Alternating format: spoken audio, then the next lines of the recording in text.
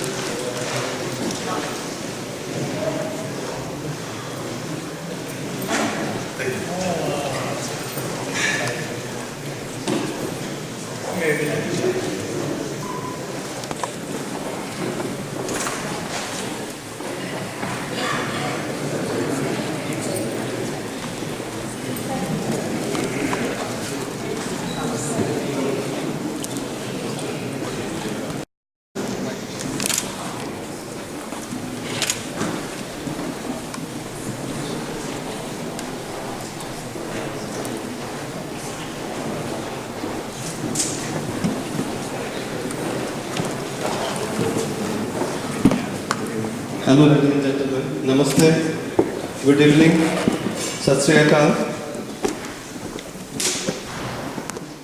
How is the Josh? Hi sir! How is the Josh? Hi sir! Okay, so we'll start with lamp lighting. Can I request our chief guest Dr. Subramanian Swamy ji, Satish Sharma ji and Jeffrey ji, and Chosi our Robert ji, please come sir and light the lamps.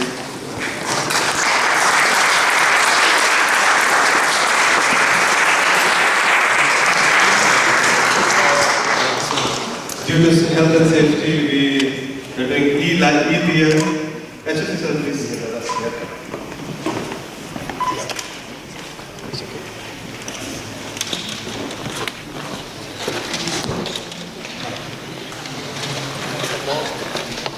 Please, it's just anything else, you can just...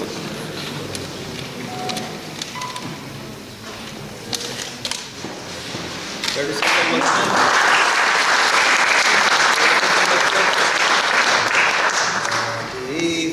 Sarvabhuteshu Buddhi Rupena Samstita Namastasya Namastasya Namastasya Namo Namaha.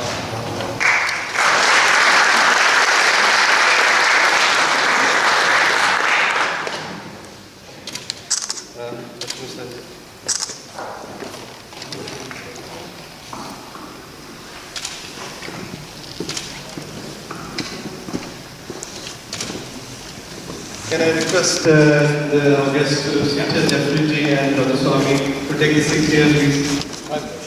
Okay. I believe this is first of its kind of event we are having in Scotland. We have lots of cultural events, but this is the first open conference on ideology-based conference. So, before we start, can I ask the volunteers to facilitate our guests? So, can I request Sumit, Ritesh, Abhay, Deepak, Manjulika ji, Nidhi to line up to honor our guests, please? And Rajdeep here. So, Manjulika ji, can you just guard and hand over the thing to Dr. Swamy?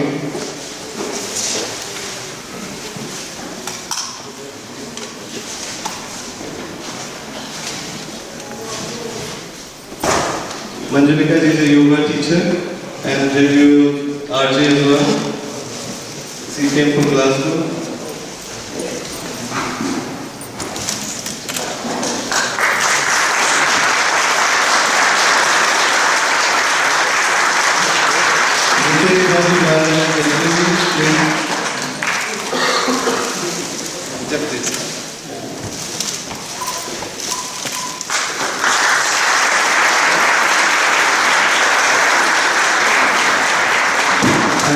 Deepak to Garnet Jagdish, please.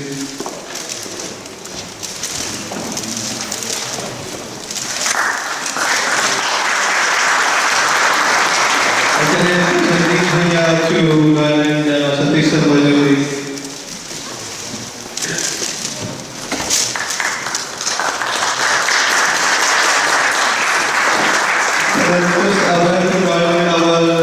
HOC.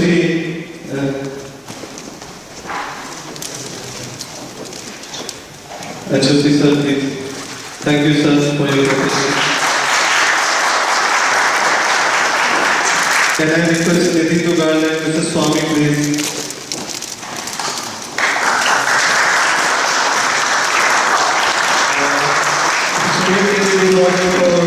Mrs. Sandy Graham please.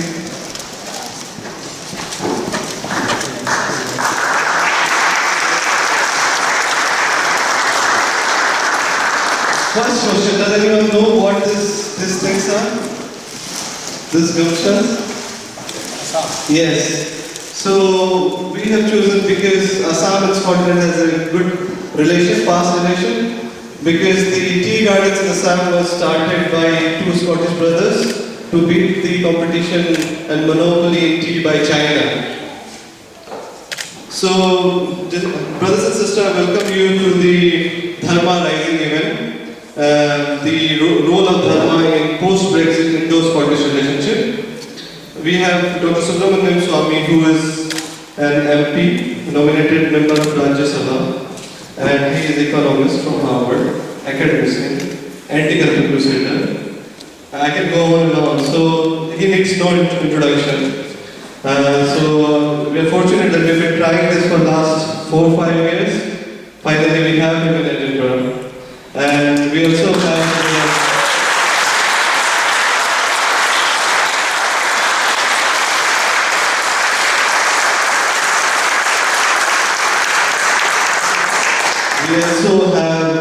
Jeffrey Armstrong ji. He is a poet, yoga practitioner, Vedic philosopher, whatnot. I listened to him yesterday in House of Commons. I was amazed. I'm sure you will enjoy him. So, welcome Jeffrey ji.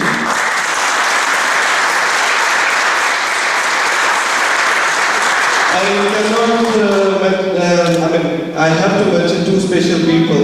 Without them, this event wouldn't have been possible. One is Jagdish ji.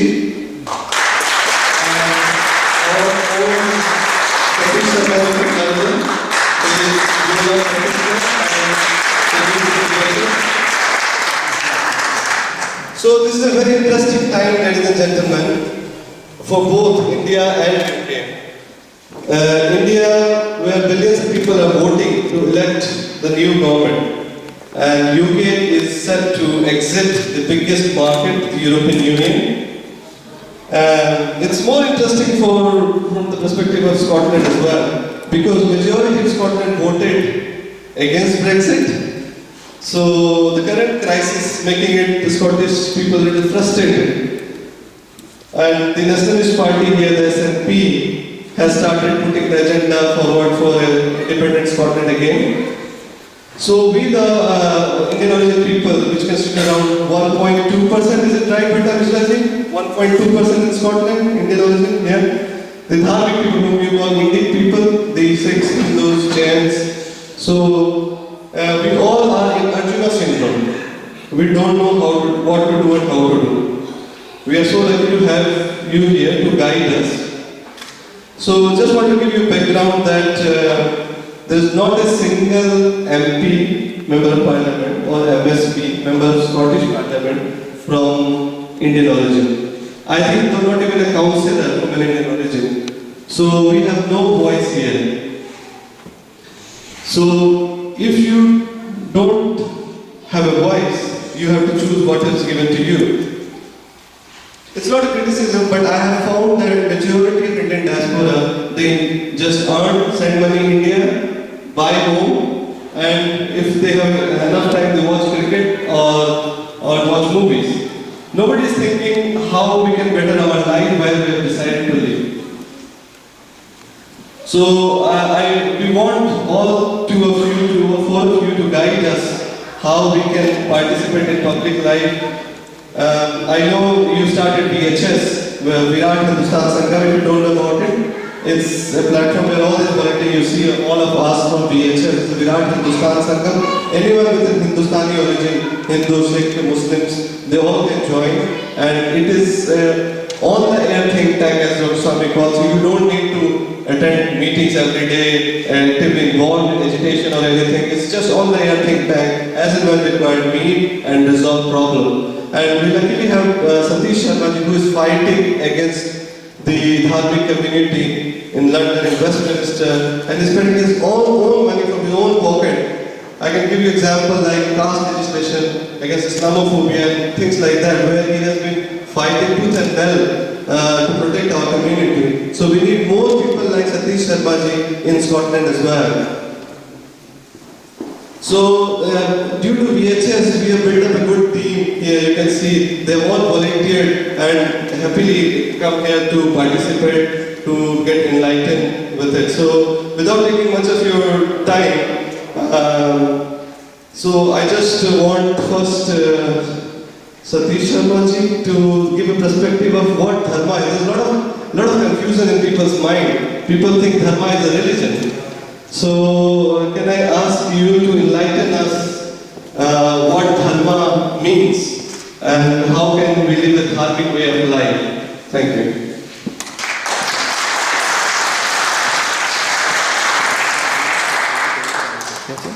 Hello. Puneet, thank you so much for the overly appreciative and equally overly embarrassing introduction.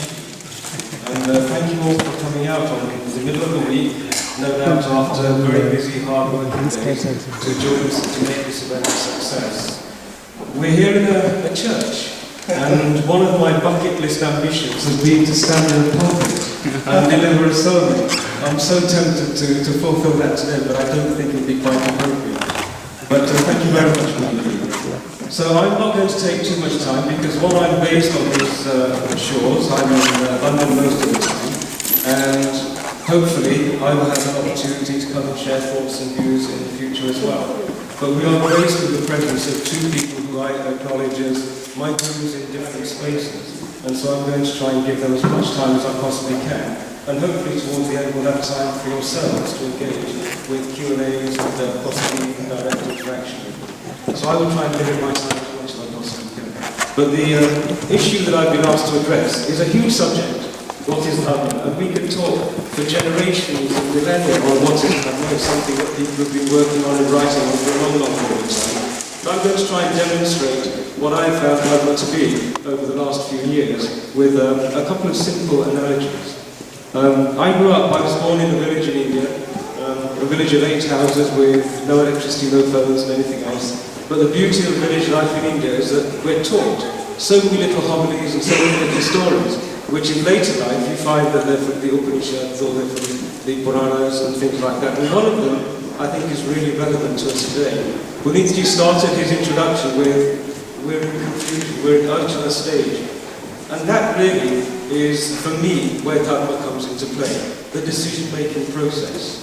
Now, as a community, throughout the world, wherever our Dharmic communities establish themselves, there is a profile. And the profile is we are non-violent, we integrate very, very effectively, we contribute in the economic sphere, the educational sphere, and all spheres. And we are the poster children for integration. We have this notion of Janambhumi and Garambhumi. The place where we reside is where we fulfill our purpose. And so, somehow or other, we are making choices which actually enhance the quality of life for everybody who we come across, the places where we live and work. How do we make those choices? That's the interesting thing. In the UK, we are 2% of the population, we contribute 6% to GDP. That's the Dharmic community.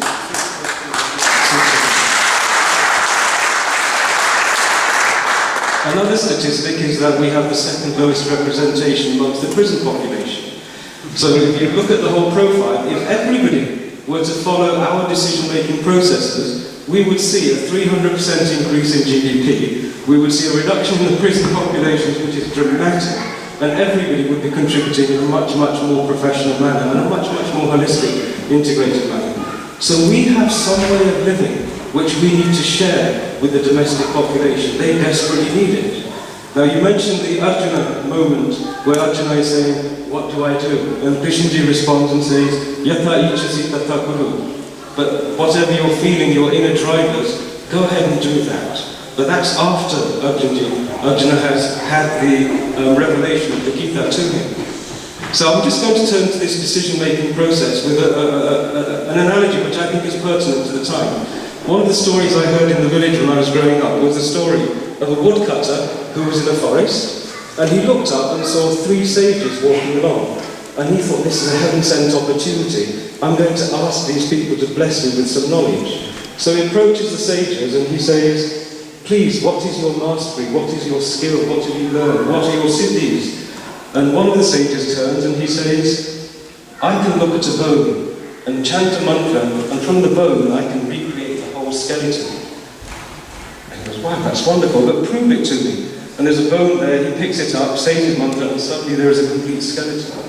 And he turns to the second person, he says, what's your siddhi? And he says, well, I can look at a skeleton, and with a mantra I can recreate the creature that was there and bring it back to life. And the woodcutter says, that's awesome, that's wonderful.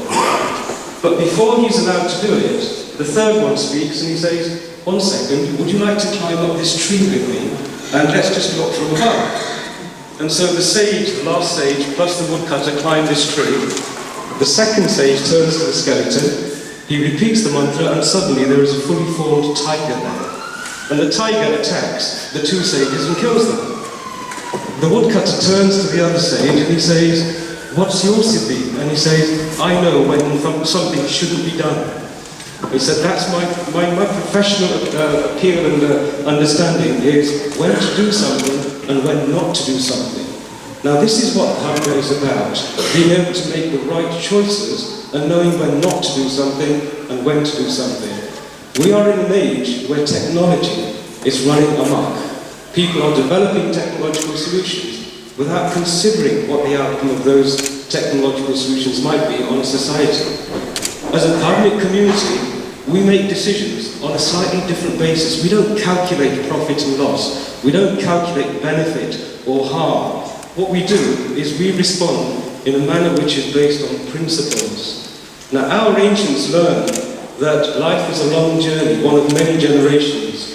And so they learn some principles, and they apply those principles without logic, without reasoning, without calculation. One is, do no harm. So don't do anything which causes another creature to suffer. The others are things like, always establish your choices on satya, look for reality, and only act according to what you know to be certainly true. So we've got principles which we have known. If we follow these principles over a long period of time, the outcome, sooner or later, is actually good for everyone. Now, we're in a Brexit stage, and you can see that the House of Commons, we were there yesterday, confusion reigns over that place. Everybody is trying to make decisions on the basis of balance sheets, on the basis of GDP, on the basis of trade, and all of these items. And they are all logic, calculation-based decisions. If we had more people with our tradition in these places, we could be contributing a more long-term dharmic perspective on how to make choices. And that would help get rid of fear, it would help it would help dispel some of the suspicions and the politics that are now entering the space. So more than ever before, it's important that each and every one of us find a voice to articulate what we do naturally. We live dharmic lives by virtue of the blessings of our ancient rishis and sages. They put these values into our society and communities. And in the West, they desperately need our contribution. So each and every person has the capacity to contribute. We have, in the UK, we had a visit from a 16-year-old. And if we, as children of Dharma, do not contribute into this society, then we are losing an opportunity and we are reneging on a responsibility that we actually shoulder. That is our duty to do this. So I would suggest that in the same way that Puneet now is articulating and speaking from his voice, and that Dr. Swamiji and Jeffrey, who will share some ideas with you, they have been speaking and acting according to Dharma for a long, long period of time. If you wanted to have the interaction with Dharma gurus, you couldn't possibly ask for 2 more dharmic people than the two people we have on the stage. I have learned so much from Dr. Swamy, especially. So, first of all, this is my first big event. If there's any glitches, please excuse us. We are like amateur team which are trying to put together something which is relevant. So, yeah, so without taking much of our time, much of the time, I would ask Riji to enlighten us on Dharma and how can East and West come together. Thank you. Over to you, Jeffrey.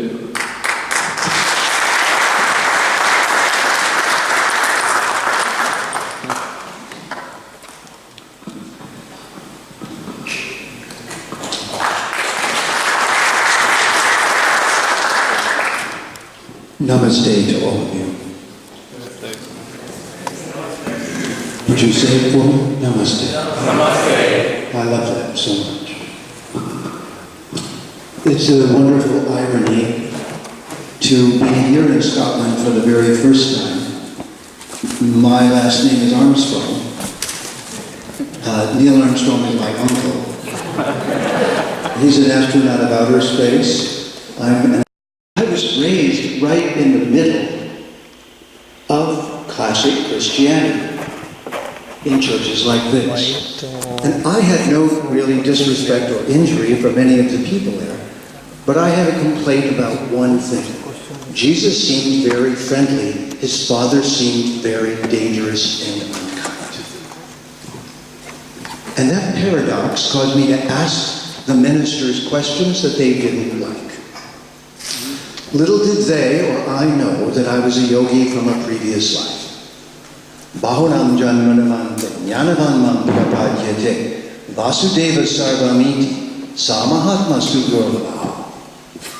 Bhagavad Gita, chapter 7, verse 18. After many births, in pursuit of wisdom and knowledge, vidya, one finally comes to understand Vasudeva Sarvam Iti. But with that understanding comes a respect for all living beings, not the desire to colonize, conquer, and harm them and enslave them. So, isn't it ironic? Like an empty conch shell, that this church is now being put to the service of a multitude of different viewpoints, and the one that colonized the entire world is missing here. It is empty. This is because, my beloveds, it's been disproven. Because it isn't Christianity or Judaism or any religion or any viewpoint that is the problem. What we know for sure is that we're all immortal beings on a long and amazing journey. And therefore, with that in mind, we should see every being with respect, every creature, everyone. Honor and respect them. Namaste means that. We're a Namaste culture. We look through the eyes and see the Atma inside. That's who we're talking to, not the skin, not the body, not the rituals, not the religion, not the surface or the lack of it. Tell me you're an atheist.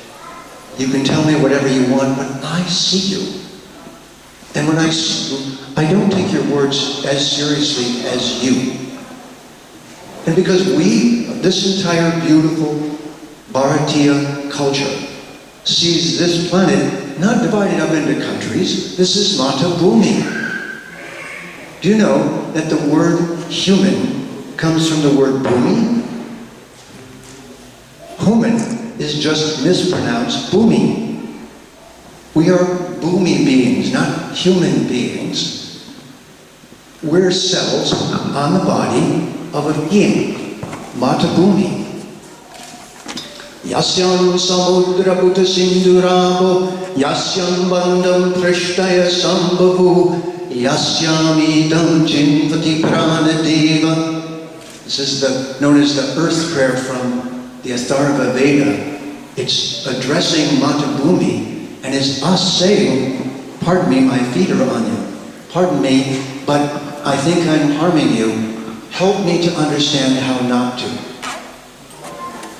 So when I saw the empty kirk, this is called a kirk, by the way, in old English. This is a kirk. This is a ship. This is a shelter. This is a place, like ashram means ashraya, it's a shelter. It's a place where we're supposed to come and be in the presence of something greater. But you see, our culture, your culture, the one I've adopted, says this body is like this kirk. This is a temple.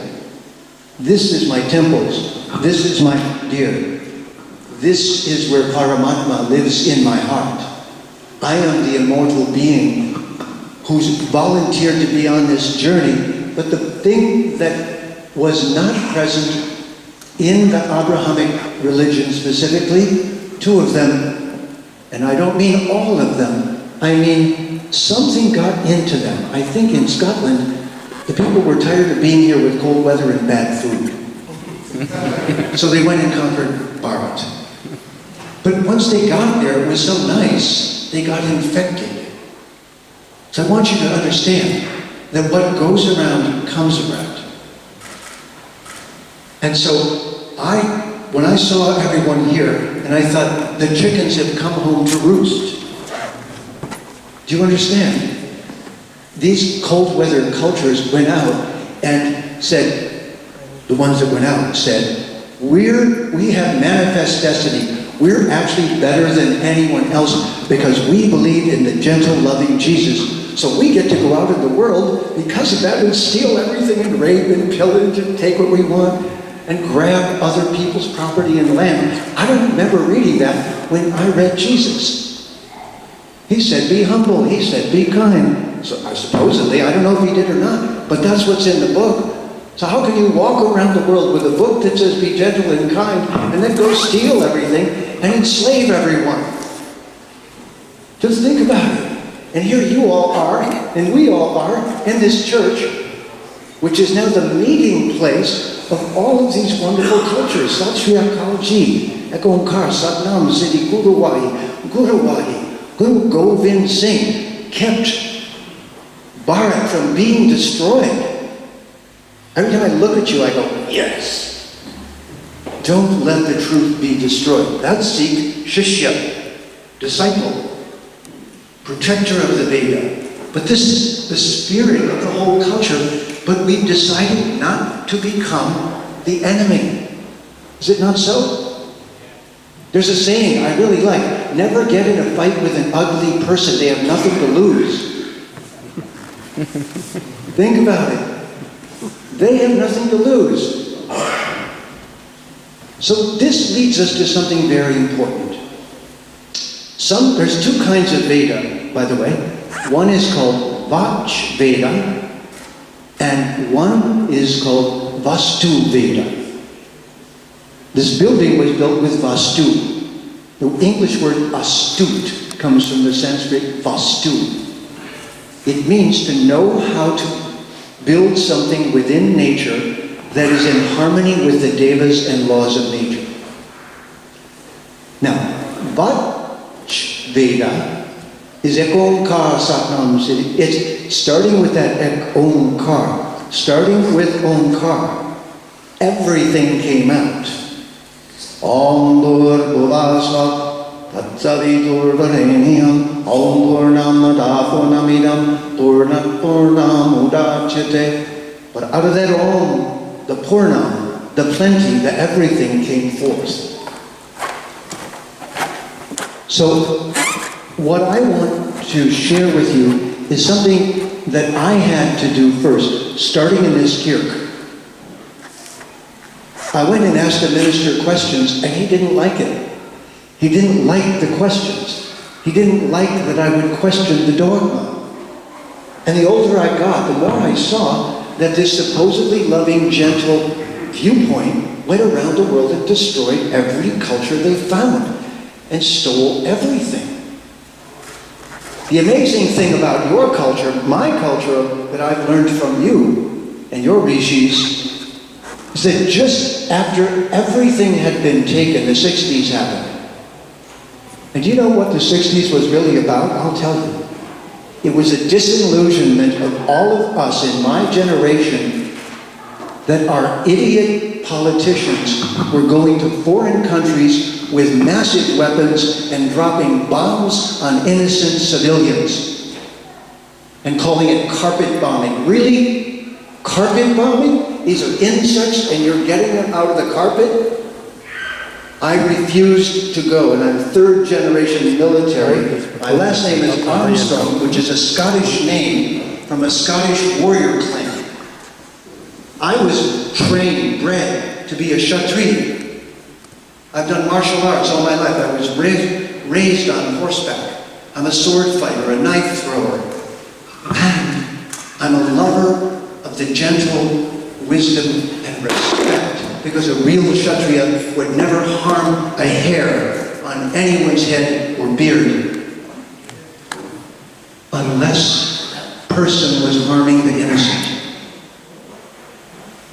If anyone who was a noble warrior was told, you go harm those innocent women and children, they would point their weapons at whoever just said that and say, you don't remember the code, do you? You don't remember that if you're strong, if your arm is strong, then that sword is for protection.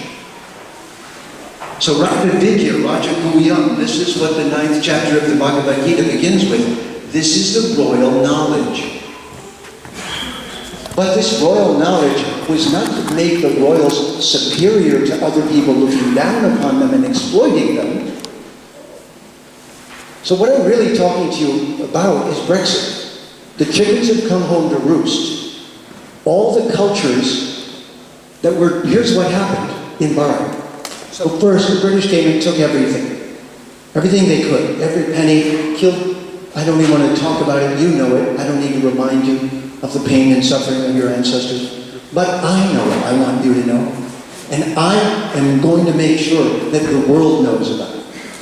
If you do, it sounds like you're whining and complaining. If I say it as the grandchild of the colonizers.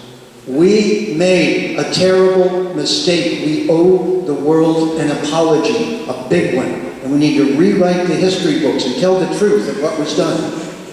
And it was done in the name of Jesus.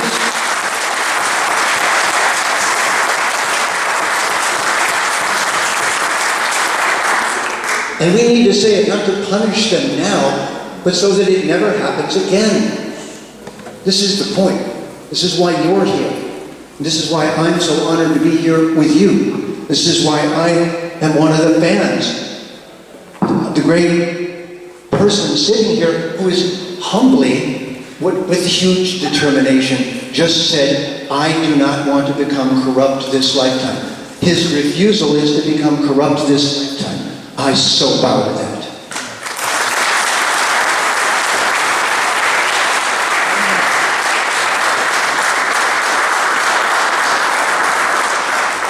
Because that's what we need. We don't need a democracy, we need a Dharma-ocracy.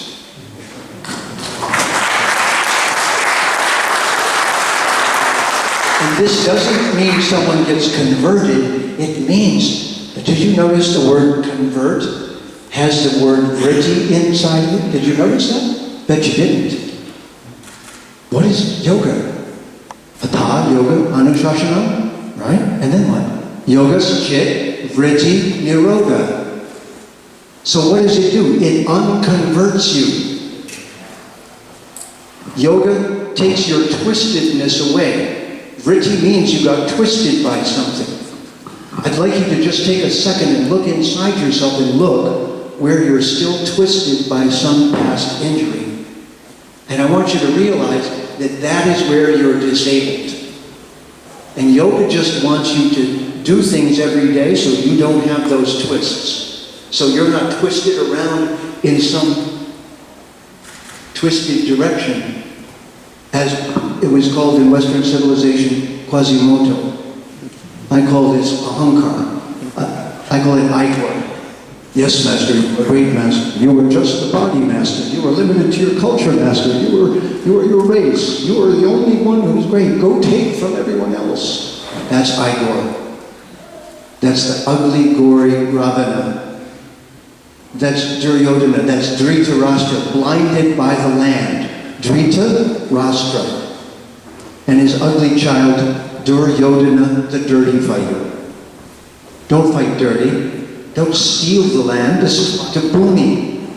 You know this. We know this. So ladies and gentlemen, what I'm trying to say to you is, what I became is a Dharma street fighter.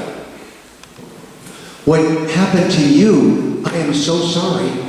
Your ancestors were so harmed that you spent the last 100 years just getting your self-respect back, just digging in and showing the world by example that you are who you are. You are Aryan. Aryan means those who respect the immortality of all beings and treat them accordingly. That's Aryan. It's not a condescending class of people by birth. It's the truth that we're immortal beings. And that those immortal beings, each one of them, are worthy of our respect, of our dandavats, of our honor. And we should nourish them and care for them and teach them by example what we hope that they know. So the net of this is, my friends, that I am trying to inspire you to find your voice back. I was a privileged Caucasian who could not be denied his voice. And what I did with that broke my father's heart. And it needed to be broken because it broke open, it didn't break apart. I still loved him. He just didn't know how to quite grasp what I had done. Because your ancestors, your gurus, after everything had been taken, you know what they did? It was the 60s. They saw the chaos, they said, this is the moment. And they raised their hands and said, you took all the wrong things from us. You took our wealth, you took our gold. We don't care about that. Now we're going to give away the jewels of our culture. We're going to come and give you our vidya, our knowledge. I was the recipient of that, and I now have a rina, don't I? There are 3 rinas. Bhumi rina, Pitri rina, and Rishi rina. I have a bad case of Rishi rina. I cannot pay the Rishis back for pulling me out of the dark hole that Western civilization has fallen into. And I am the beginning of a process, and you are the other side of that process.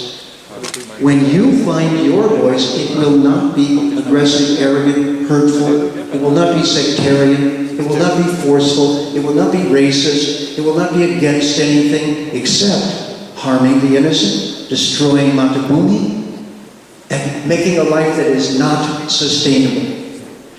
How's my time? Anyone? How many more minutes? Do I know? 5 more minutes. 2 to 5 minutes, yeah. 5 more minutes, Yeah. People are listening so nicely, so you can carry on. Yeah, okay. Kalohi Snin, right? Bhagavan says, time I am. So let me say this now in a soft voice. I just wanted to get your attention first. The real secret of the Bharatiya culture is not just that we're immortal beings. This is why when Sri Ram came and when Bhagavan Sri Krishna came, this is not something sectarian. They came to demonstrate that love is not an illusion, that beauty is truth. One of the great English poets said this. He said, truth is beauty and beauty is truth. Dharma is the essential nature of a thing that you cannot take away and it will still be itself. The root is dream. So, everything should be used in a just right way. And that just right use is there to be seen if you look carefully. If you carefully and humbly approach it. The English were so confused when people in Bharat bowed to trees. They thought, what an ignorant savage. Do you know the secret of bowing to a tree? The problem with us humans is when we get a lot of fruit, we become arrogant and selfish and we don't give it out. When a mango tree gets weighted down with its fruit, and it bows to us, and it hands us the mangoes that are ripe. It hands them to us. When a hummingbird comes and stands in front of you and looks you in the eye and flies its wings, you're supposed to think, who made that airplane? Who decorated that beautiful bird? Our Dharma, the Sanatana Dharma, is a trail leading us back to the source of everything, and that source is Bhagavan. It's the 6 beautiful things that we're attracted to in everyday life, which are just little reflections of that beauty. Beauty is the actual core of the Dharma culture. Not just duty, but beauty. If your duty doesn't lead you to beauty, you've missed the point again. And so, what I'm inspiring, I hope, in you is the following. I would like you to find a voice in yourself. The part of you that was injured most, and your ancestors that was injured most. I'd like you to find that voice back and begin to find little things that you can say that are truths from your culture. And when you're in a conversation, share them. Lead the conversation. It's called, can you, here's, and I'll show you. It's not pushing. That's not allowed. In the Bhagavad Gita, Bhagavan says to Arjuna, have you heard this knowledge? Have you heard it? And Arjuna says, yes, I heard you. Did you hear what I just said? He says, and he says, yes, I heard you. He says, okay, now. He didn't say, now do what I said. He said, now do what you want. Amazing. This is Bhagavan. This is the source of everything speaking. Then he says, oh, by the way, never try to forcibly give to someone else what I just gave to you. Never. So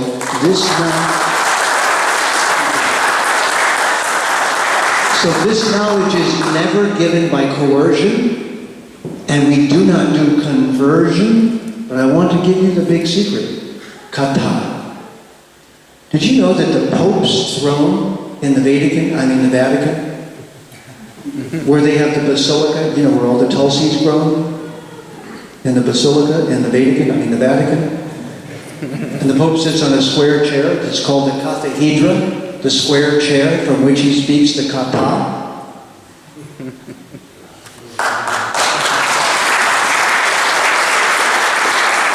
So speaking is your secret weapon. This is what I want you to understand. If you just reclaim that, right now the world is in confusion because we have a contest between colonialism, which is called corporations. And corporations without conscience are still dirty fighter corporations working for grab the land and fight dirty. They're selfish, profit only, and they don't care about the future of Matabhumi and the beings upon it. On the other hand, proper enterprise is not the problem. You represent that dharmic enterprise. So the next step of this is dharmaocracy. Dharmocracy is when in a soft voice you speak to others and you suggest to them the path that leads to sustainability, that leads to the well-being of everyone. The answer is neither side of Brexit is correct. One is stretching us towards an oligarchic, global, technological, dominant, another form of domineering culture. And the other one is a confused group of people who haven't found their voice and don't know how to work together because they have different colored skins. So I'll end with this. It is to find your voice. Please remember this one thing from what I said. Find your voice, but first connect with your Atma, and then connect with Paramatma in the way you choose. And then, with everyone you interact with, this is my last help that I wanted from you. You don't push them. In advertising now it's called nudge.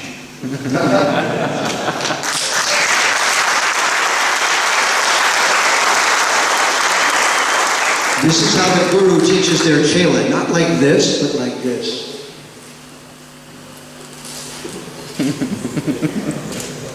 You can't go away from them. They're not offensive, they're massaging the truth into you. Thank you, and thank you. Thank you. In Scotland or Dharma rising. So all these questions will be collected and will be asked. So we want to make it more interactive. So I just missed out one of our guests, Mr. Pradeep, and allowed to come and honor Pradeep ji. He has come all the way Malaysia. The furthest guest we have is Pradeep ji. So can you just honor Pradeep ji, please?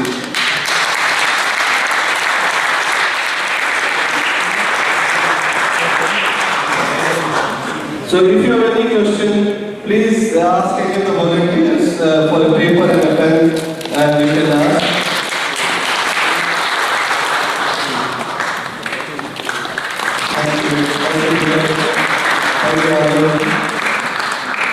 So I will just give 2 minutes to our VHS National General Secretary Jagdish ji to talk about 2 to 3 minutes about what VHS is and what we have been doing.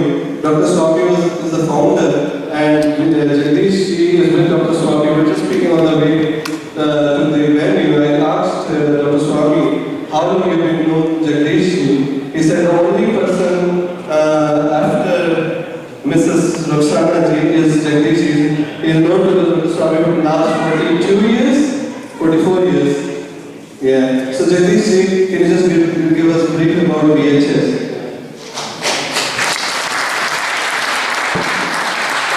Thank you, Puneet Dwivedi ji.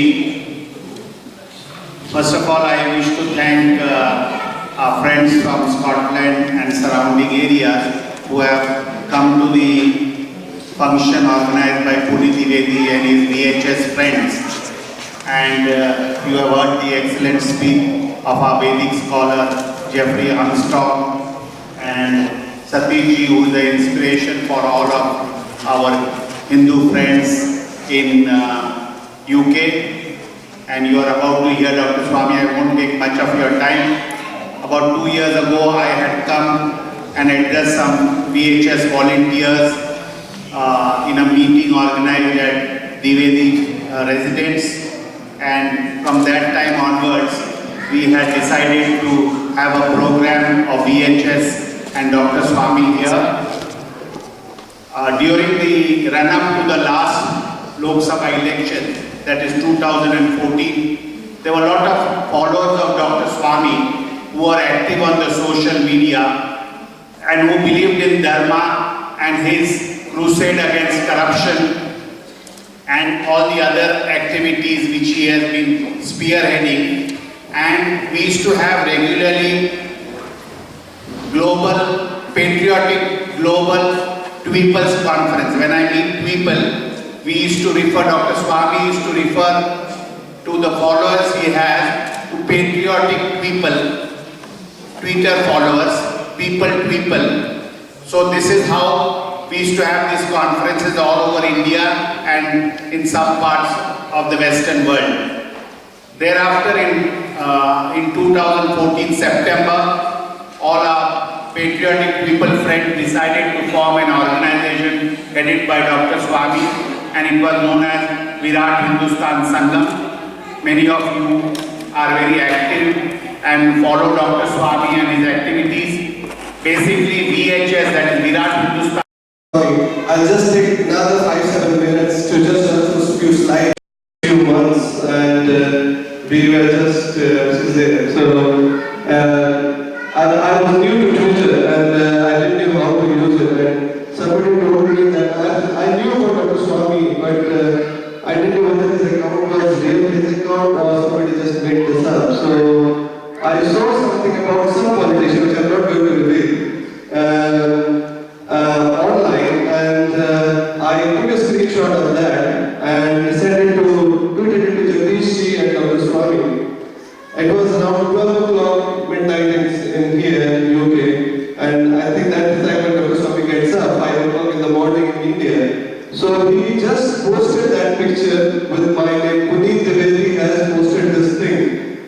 was really scared. Very honestly, I was really scared that these politicians are very dangerous people and they were going to fight me.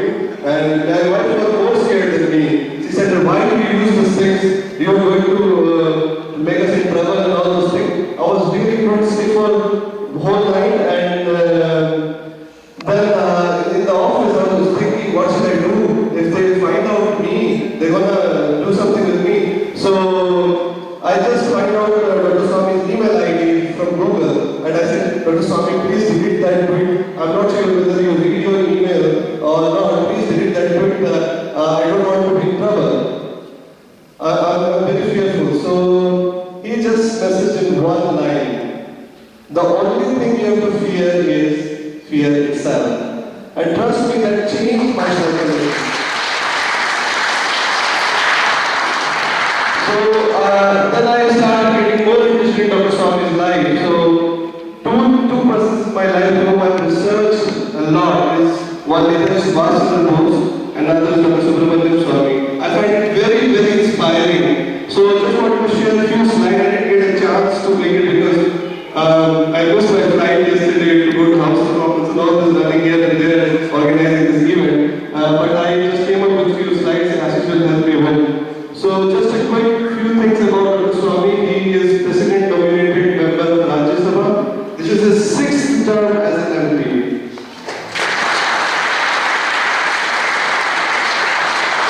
So there was a question in KBC as well. इनमें से कौन से राजनेता 3 बार लोकसभा से चुने गए?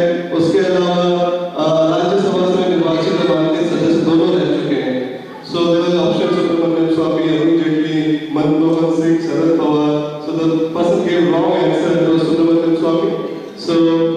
So you know Dr. Swamy completed his PhD from Harvard just at the age of 24.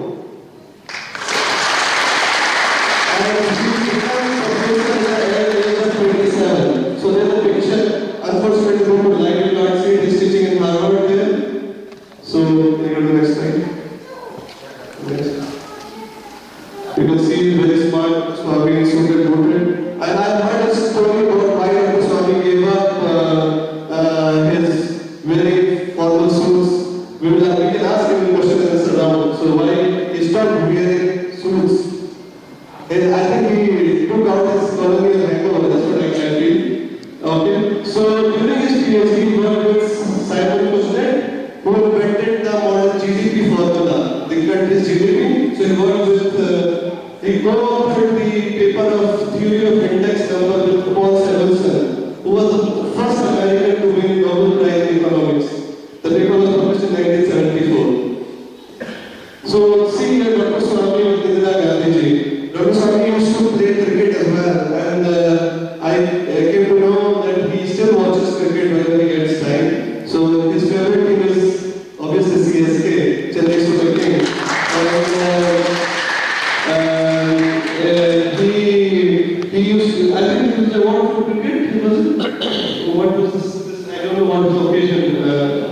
Lok Sabha versus Rajya Sabha. Okay, Lok Sabha versus Rajya Sabha cricket, where he was the man of the match. So Dr. Swamy Dr. Swamy was noticed by Indira Gandhi not just in cricket field, but during a budget debate, he called as Santa Claus of unrealistic ideas. Good next speaking. So many of you think Dr. Swamy is a lawyer, but he is not. So, but I personally believe nobody in India knows law and constitution better than Dr. Swamy. So, one of the longest certificates in Indian history, and 47 years in his legal career, where he was dismissed from IIT Delhi, and he was reinstated in 1991, where he just taught for 1 day and then resigned himself. So he recently won the case to get his salary with an 8% interest. So we should ask for a trade from Dr. Swamy. So Dr. Swamy also knows Chinese language. So one of someone challenged him to learn a tough language. I think it was Mrs. Roxana. He was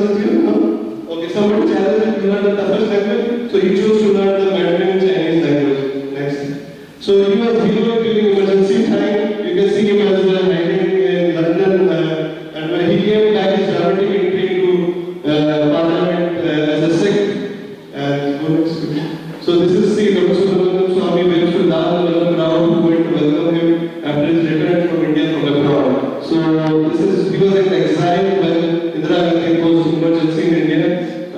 Next. So, next. So these are the things you can read about him, but we will also because of the shortage of time.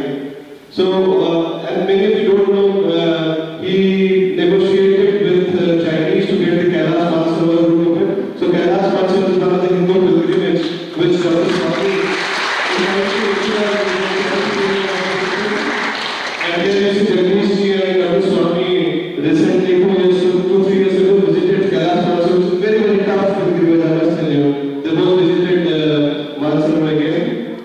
And he has been involved in peace talk, and many people think Dr. Swamy is anti-this, anti-that, but I personally, whatever I have read and know him, he is the most secular and democratic person, politician in India. He has got family members, Zoroastrian, Muslim, he has Christians in his family, Jews, Parsis, so mixture of everything. And so there's another big thing, many people don't know in 1991, he got secured India $2 billion loan from Indian Monetary Fund by negotiating with them to fulfill their dues in India. So he is the only cabinet rank given from an opposition party by Narasimha Rao. He was not in Congress but given. He worked very hard to get Sikh and Hindu united, and I think Satish Sharma knows more about it in London, where he is welcomed by many Sikh Gurdwaras as well. Even the Sikh Prime Minister was not welcome. So he is the most famous Sikh. And we all know about his story about the crusade against corruption. He is exposed to his scam, he is inspired to be a general and so on. So, and the biggest thing you don't know, he stopped Sonia Gandhi from becoming the Prime Minister of India.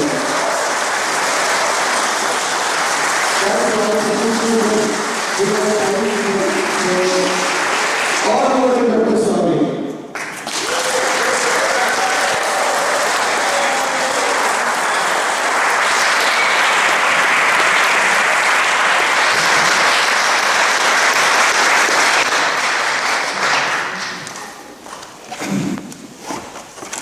Thank you, Puneet, for organizing this meeting. On a Thursday evening from office, you come to a meeting. That means you are very dedicated people. I know that's very difficult to assemble an audience on a weekday, but thank you all for coming. For me, Jeffrey Armstrong, also known as Swamiji, the real Swamiji. I'm not the real Swamiji, I'm only named Swamiji. And my friend and our VHS head here in UK, Panditji, now called Pandit Satish Sharma, and our General Secretary of the VHS on India, Mr. Jagdish and friends. I have to speak on 3 topics, sort of bring them together.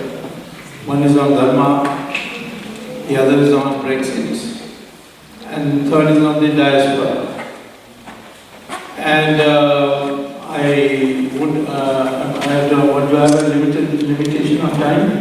We have got 40 minutes. 40 minutes. So within 40 minutes I have to be doing these subjects which take years to learn. Dharma is actually, we'll be doing justice by defining it because it's a multi-dimensional concept. But it's in the end, the code for appropriate behavior. Not for code for behavior, but code for appropriate behavior. That is sanctioned by morality, by spirituality, by social necessity. So it's a very, very tough concept to define. And the only way to learn Dharma is to read our scriptures. The Hindu religion and as all the other religions born in India, which include Sikhs, Sikhism, Jainism, Buddhism, they are not based on a prophet as such. They are gurus, they are preachers, they are acharyas, but in the end it's the book or books which are written, and they are written over not by any individual but by a process of accumulating of knowledge. So the Vedas are 4 Vedas in 4 divisions. There's Upanishads, there's Brahmanas, there's Puranas. So these are what we believe God revealed to the rishis, who then wrote it down, or rather memorized it and subsequently it has been written down. There is also a part of our religion which is called the Shastras. The Shastras are codes of behavior, and these are amendable. The Vedas cannot be amended because it is divine revelation. And Vedas are all about philosophy. There is no prescription, you must do this, you must do that. What you must do, must not do is in the Shastras, Manu Shastra. After that came Yajnavalkya Shastra, then Mitakshara. Like that, and today we can say the Constitution of India is our Shastra, which tells you what you can do and what you cannot do. So, in the concept of Dharma, there is the spiritual angle, which tells you how you should mold yourself.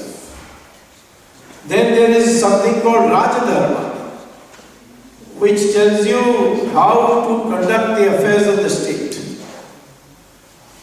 The state is necessary to prevent anyone harming anyone else.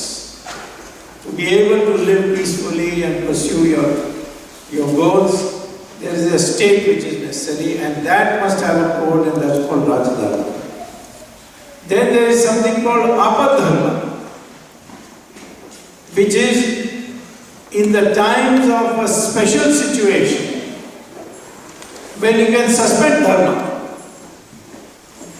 and act according to that emergency. Example I will give you. When Mahabharata war was going on, Vishwacharya came in the chariot and he was about to kill Arjuna. At that time, Krishna told, because Arjuna said, I can't stand against my Guru and it is not my Dharma, and so I will surrender, let him kill me.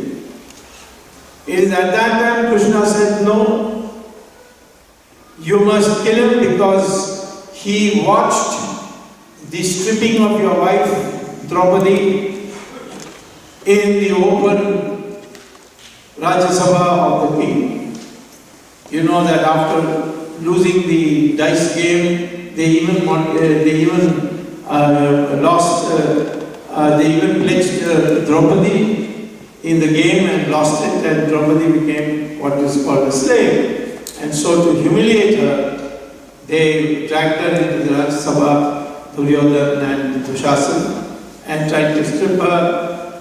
Krishna intervened, but Vishwacharya kept silent, crying at his misery, but saying, no, I am committed to the Kauravas, I can't do anything about it. So Krishna says to Arjuna, you have to kill him. He may be your guru, but this is a time of war where one of the objectives is to avenge the dishonor done to your wife. And so then listening to that advice, Arjuna kills Bhishmacharya, who was his teacher and highly venerated. Same thing with the best archer, the Kauravas had, and there was Karna. And Karna's chariot got stuck in the mud and wouldn't move, so he got down and tried to remove the wheels of the chariot from the mud. And at that time Krishna said, now you kill him. And again Arjuna protested. He said, I'm a Kshatriya, how can I kill a man who is without arms and whose back is towards me? I can't, this is the act of a coward. He said, no, this is again your dharma in this situational emergency. So these are varieties of examples. The dharma which Sita demonstrated was another kind. When Hanuman discovered her in Ashok Vatika, he said to her, you know, you just sit on my back and I will take you to Rama. He's very unhappy and he's crying every day at your absence. So he come with me. So there Sita says, no, Rama must come here and kill Ravan because there are so many women who he has captured and kept here. All must be released. And the only way that can be done is if Rama comes and kills Ravan. So there are examples. So it is very difficult to define Dharma in any specific way and then follow it.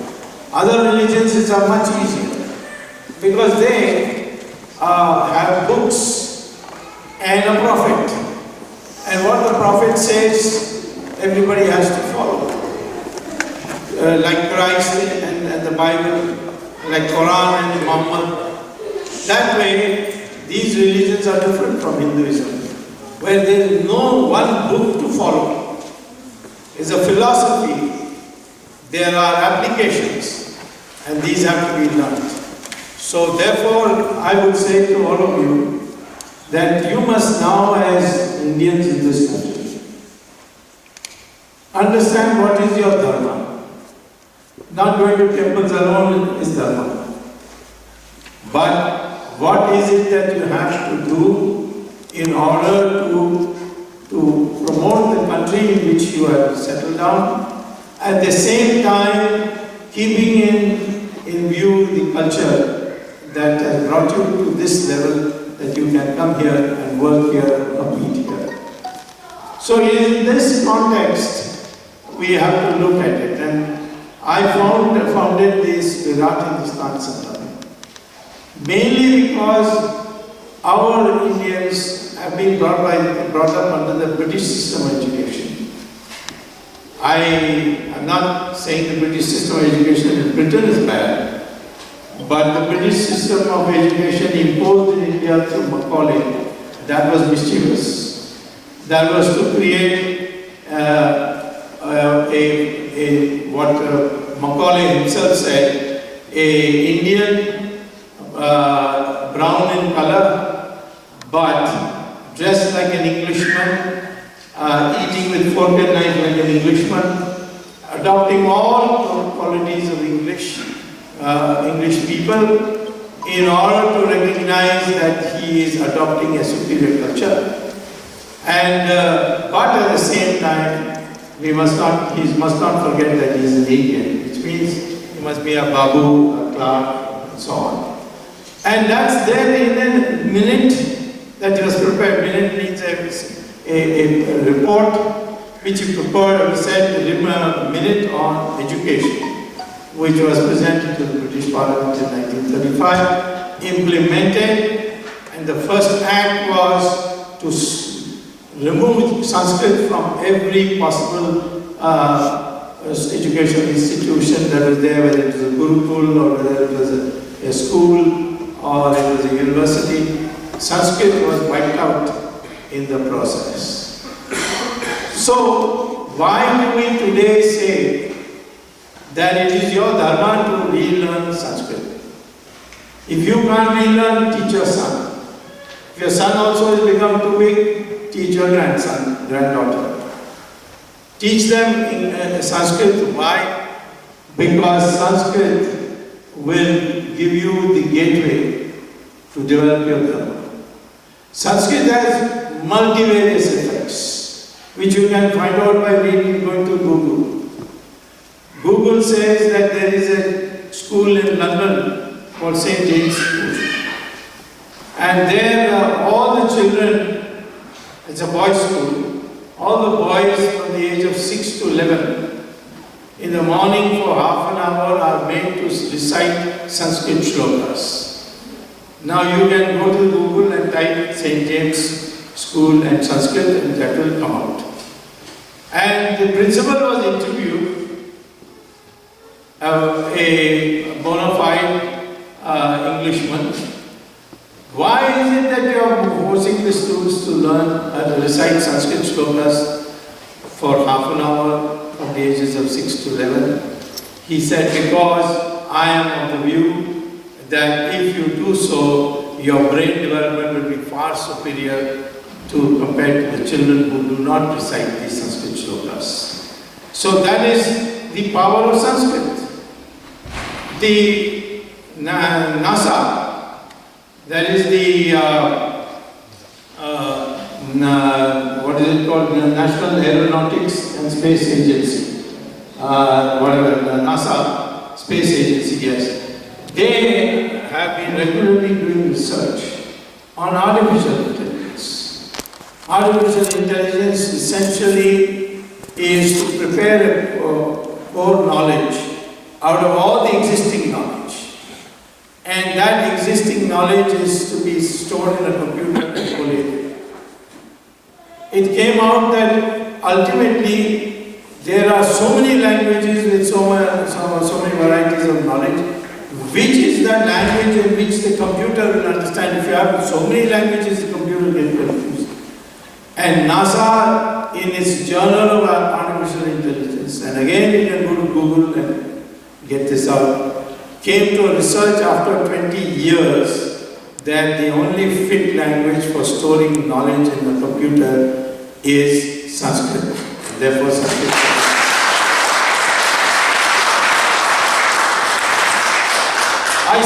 I say it is your dharma to learn Sanskrit.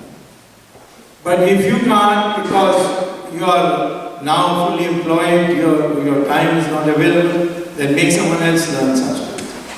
Or see to it that Sanskrit is taught. I hear that you, in your university here, Edinburgh University, there is a Sanskrit department. But I also heard that it's going to be closed down because not many people are taking interest.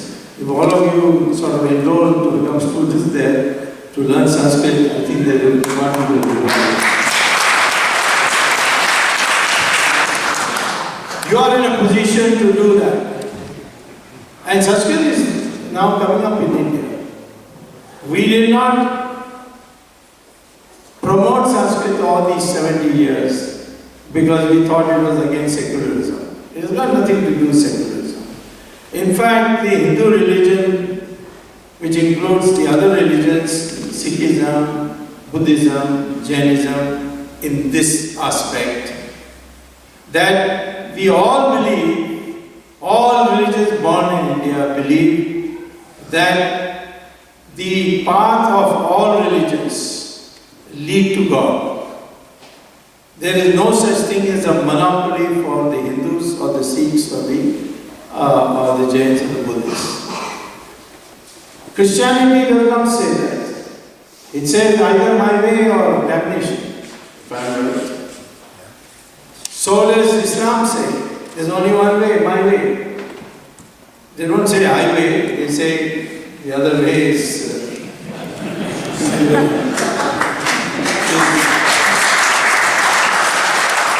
so it's there. We can't deny it. They say this is our religion, there's only one way. Hindu religion and all the other religions, I'll use the word now broadly as a Hindu. In fact, the Constitution of India says that a Hindu is one who is not a Muslim or a Christian. There's no definition of Hindu.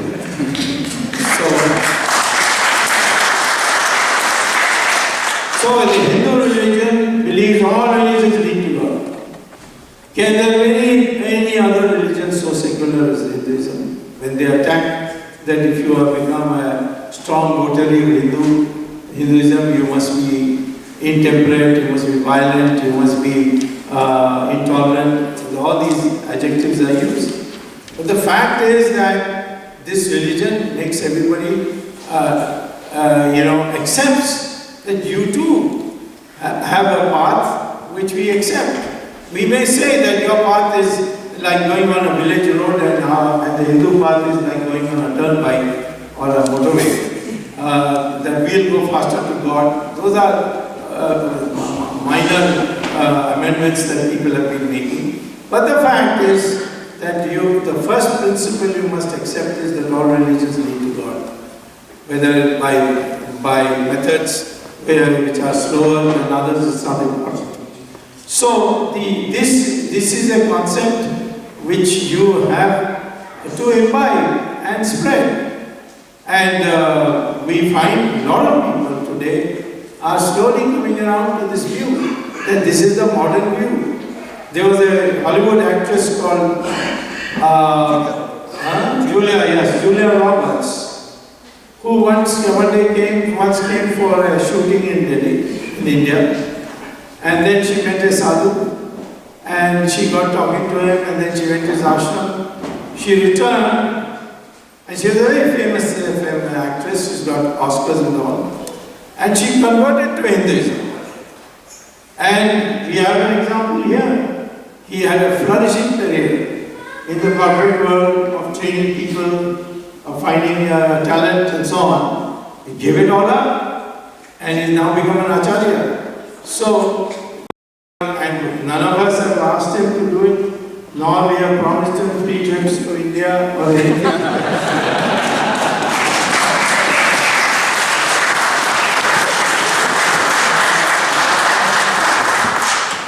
And our other co-partners who are born in India's religions, they have at times when Hindu religion was difficult, stood up and sacrificed themselves for the protection of Hinduism.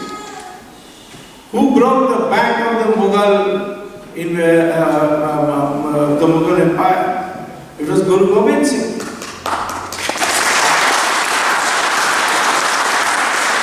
Who made a sacrifice of his own head for the sake of the Hindus' right to Brahmins to put a Janeau? It was Guru Tegh Bahadur, his father. And the Sikhs were such fierce fighters that they broke the back of the Mughals. Unfortunately, at that time, India had become so weak in fighting for 600 years against the Mughals and other foreign Islamic invaders, that when the British arrived, they were not able to fight them off and took another 200 years to send the British home. So, this is an example where one religion is willing to sacrifice its gurus for the protection of another religion. And that is the bonding that we have developed in our religion.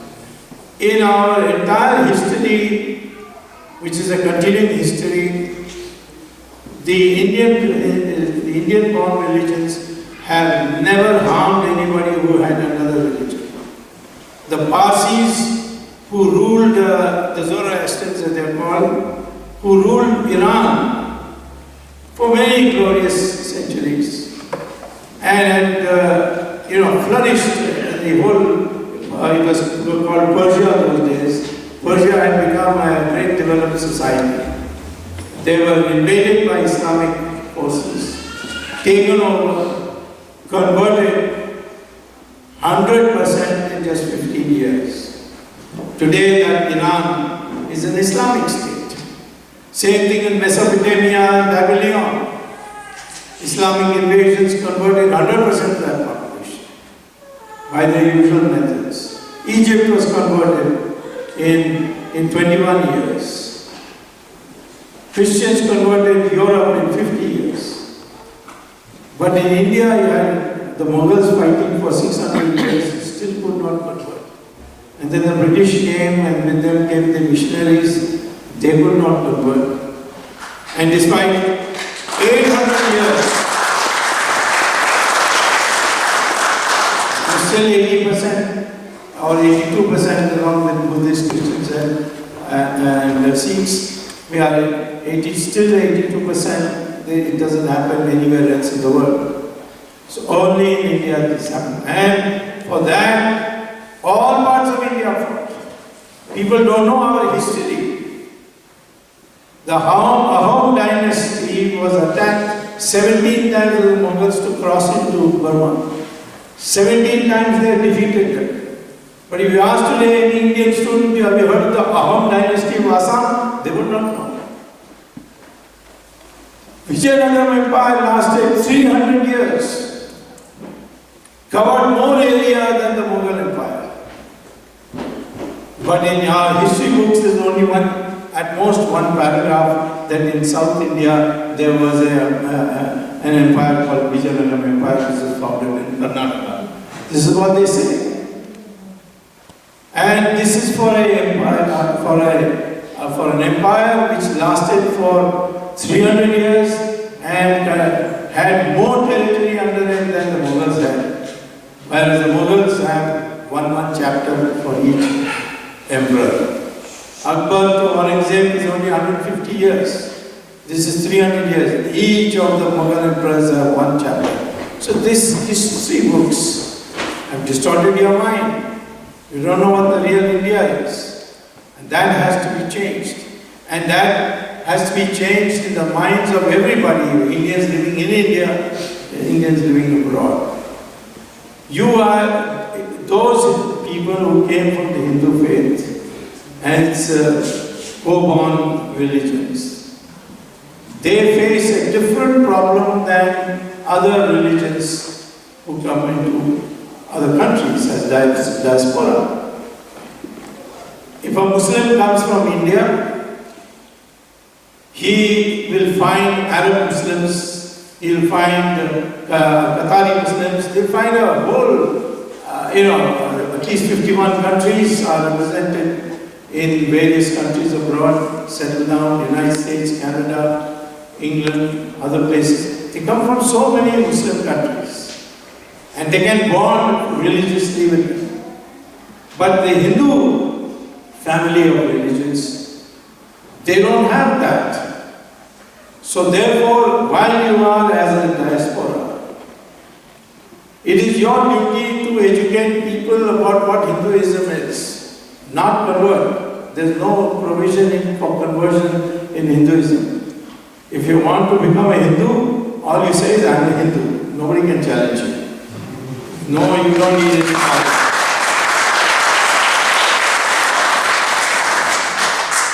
Amongst one of the dharmas we have is called Varna Ashram Dharma, which is popularly called caste. But that is not caste. Varna is a fourfold category. And it had a degeneration after the Buddhist rule was ended. And that is the scheduled caste is now called, or people who were moved out of the society, expelled into the society. But this Varnashram Dharma was not birth-based. It was based on the basis of gunas. The most authoritative statement is made on this by Lord Krishna himself in Bhagavad Gita, where he says that the Varnashram Dharma is not based on birth but on gunas. What are the gunas? The highest guna is the pursuit of knowledge. And those who pursue knowledge, they acquire a huge power of knowledge. And therefore they must not have any of the other powers that are there in society. There are 4 dimensions to power.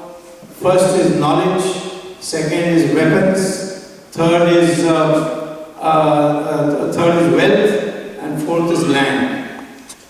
So if you are going to pursue knowledge, then according to Varnashram Dharma, you cannot have weapons, you cannot have wealth, you in fact have to beg for your daily existence. The society will of course happily give you what you need, but you cannot own land or money or gold or weapons.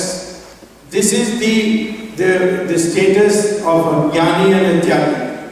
He is called a god, and he is venerated the most. And it is not according to birth, if he is following that principle. A child of a Brahmin is not necessarily a Brahmin unless he follows this principle.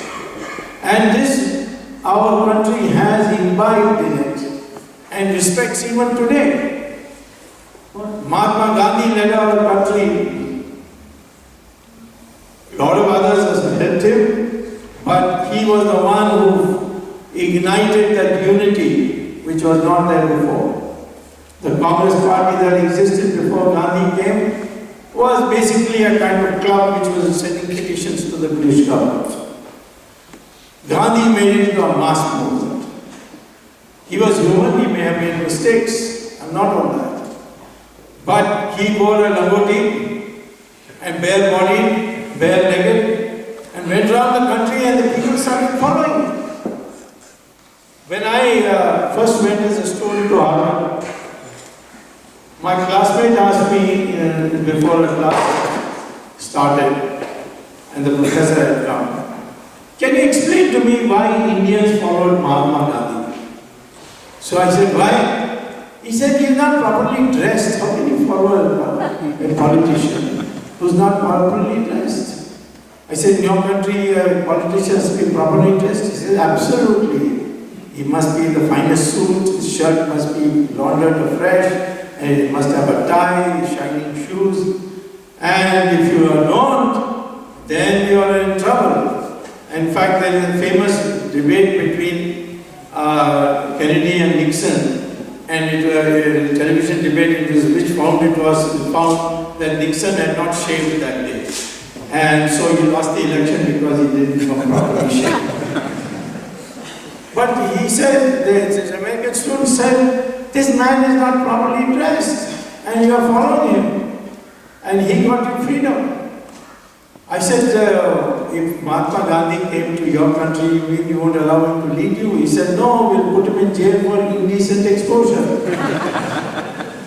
Now, this is something which today all our sadhus and sannyasis, they are so simply dressed with bhagwan, no matter how famous they are.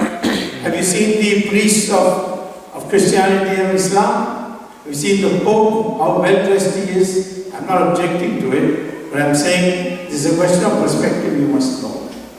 We have always regarded that that human progress will take place when you pursue material prosperity with spirituality, with spiritual values. There has to be a blend of the two.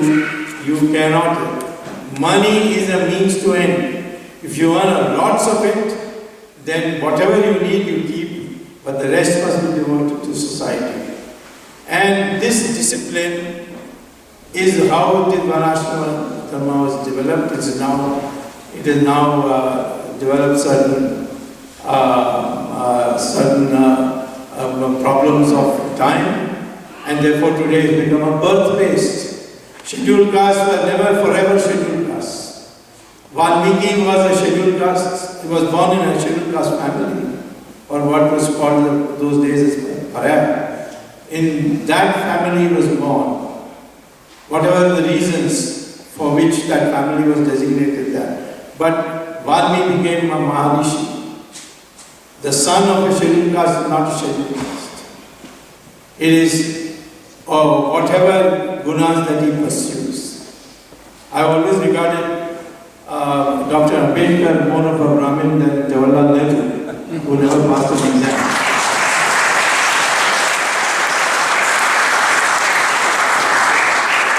Ambedkar got his PhD in economics from Columbia, a DSc from London School of Economics, and thereafter he got a law degree.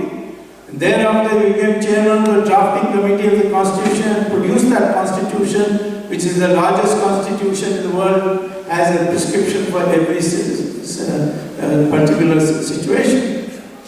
But he was not honored for a long time, till the Janata came back to power. That is the first time he got Bharat Ratna. Nor did Sardar Patel get it. I, as law minister, was the one who first signed the file and sent it to the Prime Minister in 1991 as Sardar Patel.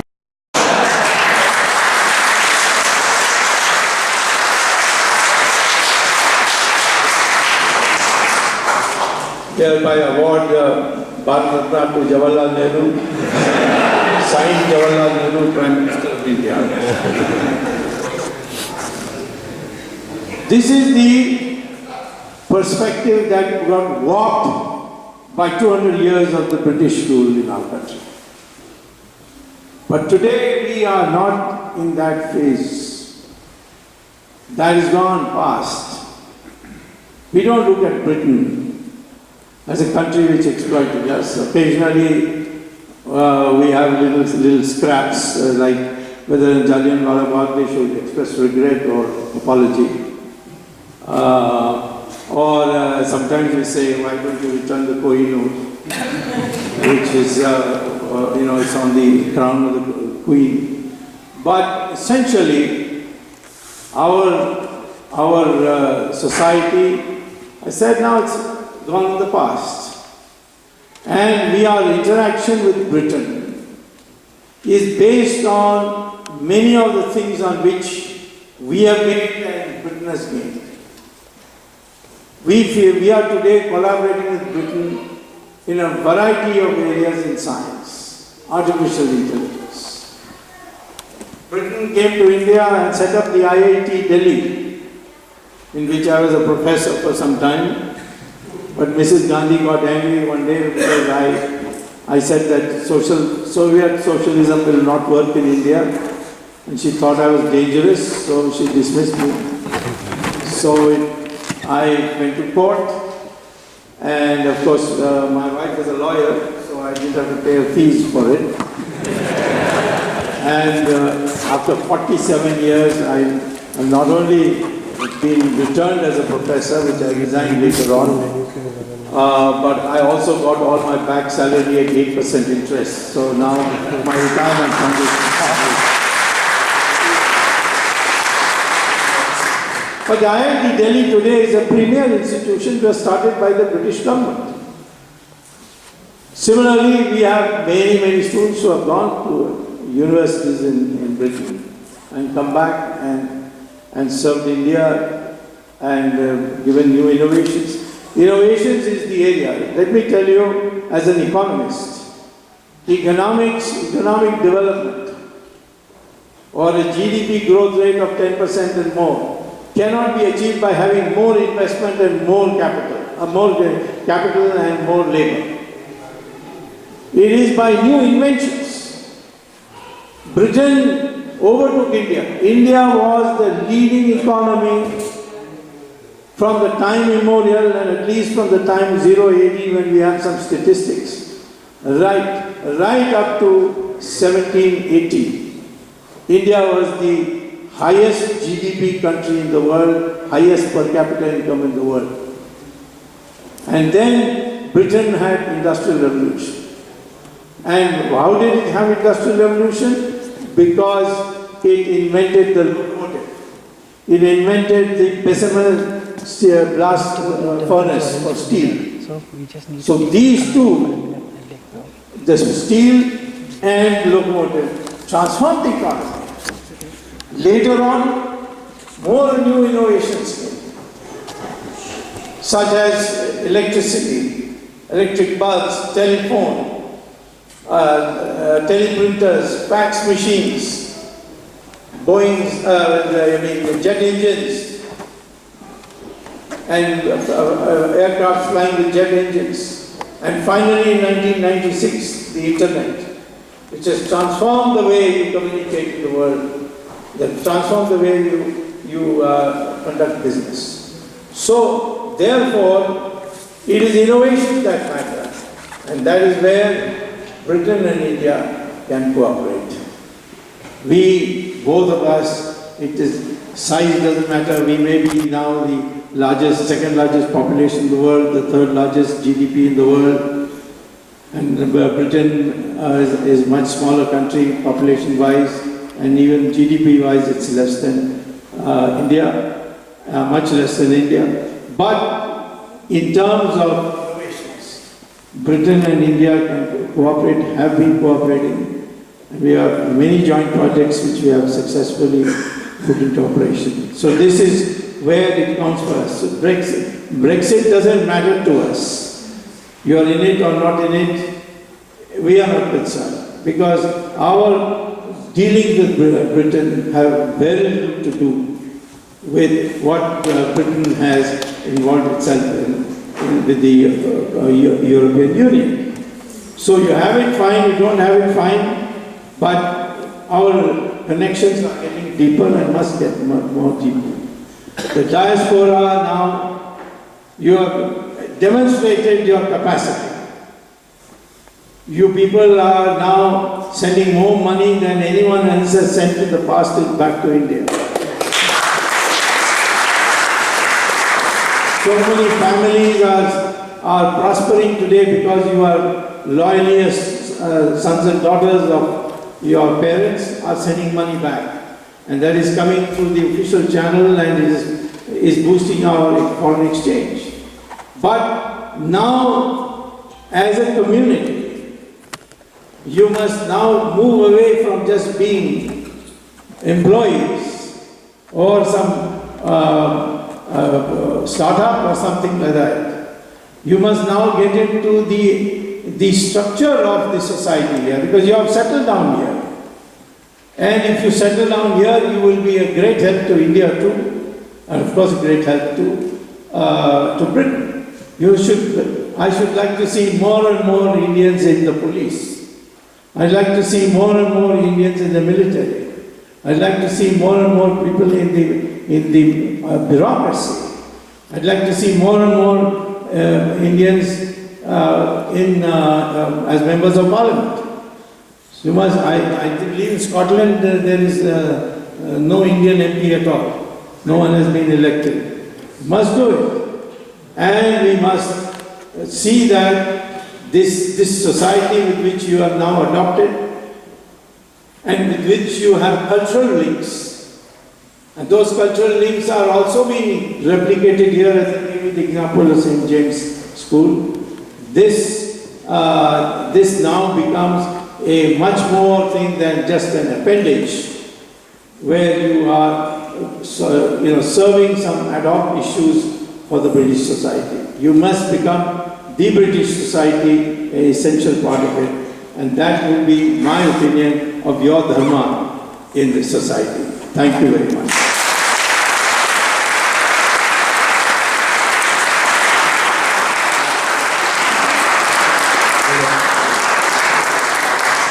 I just want to tell you one thing, that I had to come here, I had to come first to London and then take another flight to come here.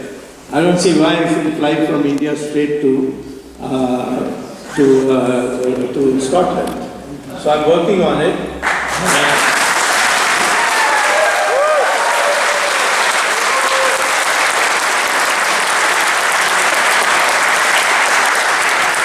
In my next visit, I hope to come on an Air India plane to Scotland.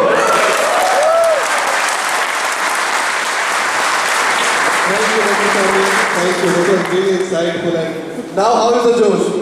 Hi, Okay, so I'll hand over to Satish to. There's so many questions we received. So unfortunately, due to shortage of time, I make it just Satish to take the judgment and take top 3 questions. And I'm sorry for Jeff taking it. We've had. Is that working there? Yeah. We've had so many questions, and many of them share similar themes. And so what I'm going to do is to split the questions out amongst our keynote speakers, But there is one question, actually there are 4 or 5 questions to which there are a very simple answer, and I'm going to give that answer, and you'll know who those questions as well. Dr. Swamy is actually very humble, right? And one of the questions is, how do we make choices? How do we become fearless? How do we respond according to Dharma in very difficult situations? Now I'm reminded of the statement that even if the Narayani Sena is against you, the army of Krishnji, which had never been defeated, but Krishnji is in your camp, and there is a courageous person there acting according to Dharma. It doesn't matter what the opposition is.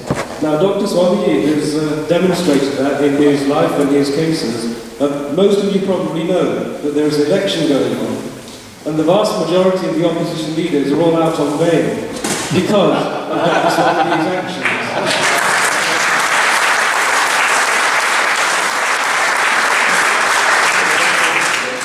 Now, many of these cases, they're bearing fruit, but the actions were started a long time ago.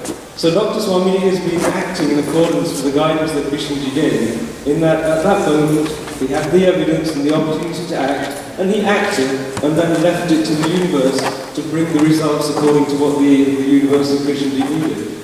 And so this is an answer to this question which was repeated many times, which is how do we become fearless, how do we respond? And the answer is actually very simple. In accordance with the Gita, forget the outcome, you know what you need to do in your own heart, and progress, and you couldn't possibly ask for a better example than Dr. Swamiji on that one. Turning to the first question, Dr. Swamiji, you still look so young, what's your age? I'm not going to dare to answer that, I'll leave Dr. Swamiji to either answer or very gently smile and move on to the next question. Thank you, Dr. Swamiji, for that answer.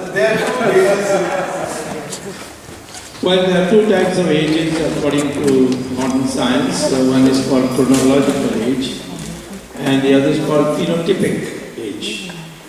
Phenotypic age has been a recent invention of the medical sciences, so most people don't know. Phenotypic age is that age which your body, muscles and organs and so on, that age at which it is presently preserved. And the chronological age is, of course, by the calendar. So, I won't tell you what my phenotypic age is, although people think that it's, when I tell you my real age, you'll think it's much less. I will be this September 15 completing my 80th year. Wow.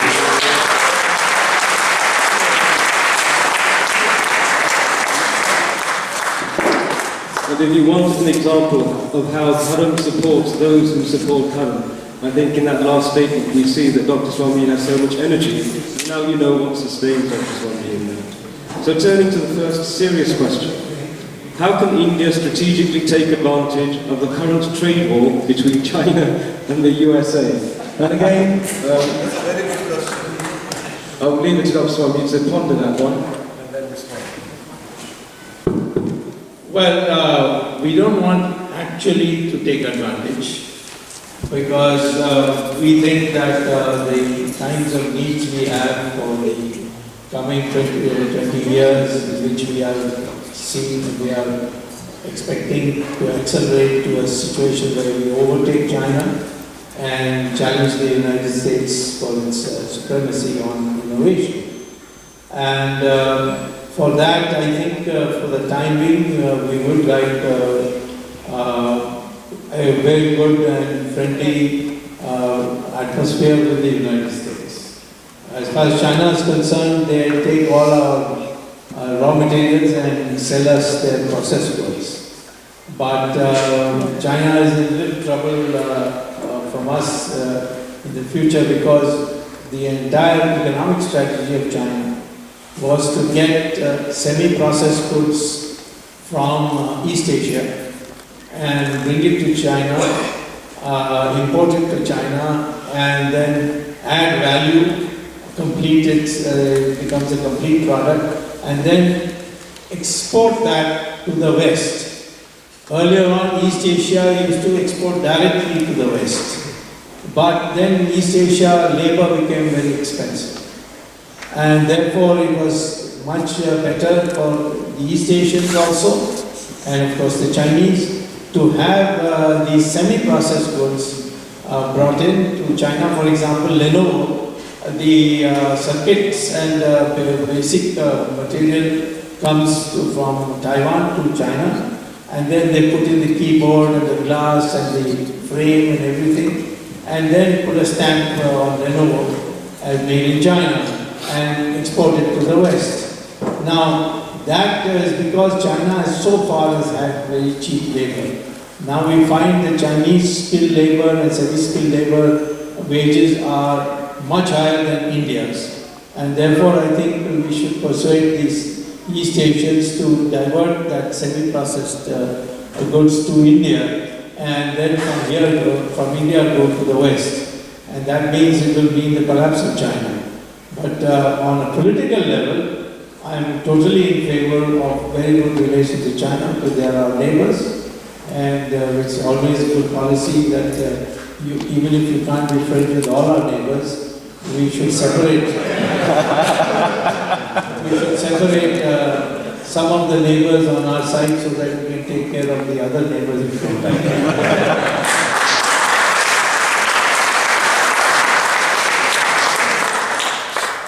Before I turn to an associated question, is there anybody live streaming this session? Excellent. If you are, please just pause it for a moment. Please don't record it, okay? Live streaming. I'll turn to the question, then you understand. In today's Asian geopolitics, how do you handle China and Russia against our immediate neighbour?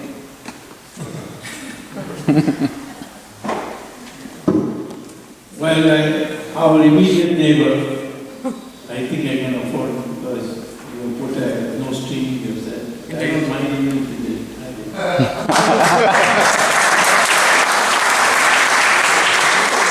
Neighbor that has been giving us trouble from day one is Pakistan. Oh, really? And in 1971 we broke it into two, but they have not improved. So now we find from Pakistan, people of Balochistan have come in good measure. The cream of Balochistan has come to India as refugees. We have people from Sindh and we have people from Pakistan also. And they all want separate country.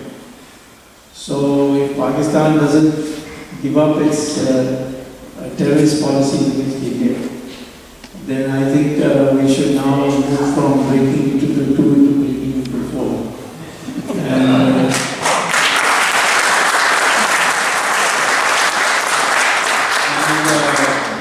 I find from my own, and I've been numerous times to China, they consider me a good friend, I am also their good friend. They are totally fed up with the infiltration of terrorists from Pakistan to Uzbekistan, to Xinjiang, and therefore there is scope to be make them neutral, and therefore I think now you don't want more of the blueprint because that is not for me.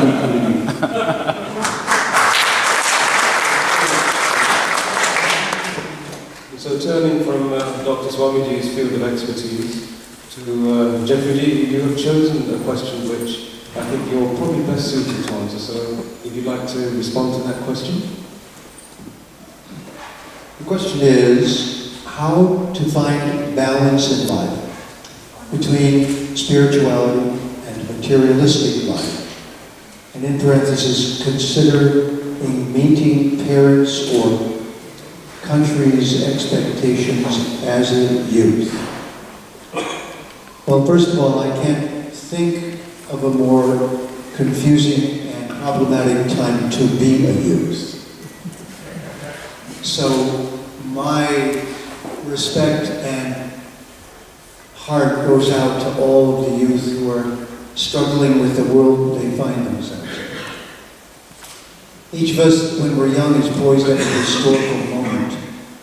But there's one, when Swami was talking about Dharma, he had to give us the broader stroke, so I'll now fill in the psychological part. what's called Svadharma is in particular the one that arises from your dosha and guna and your karmas from previous lives that you're here to fulfill. I'm a Jyotishi, a Vedic astrologer, been so for about 50 years. And in Jyotish, there's a saying, Jivana karma phala do, graha rupi janardanaha.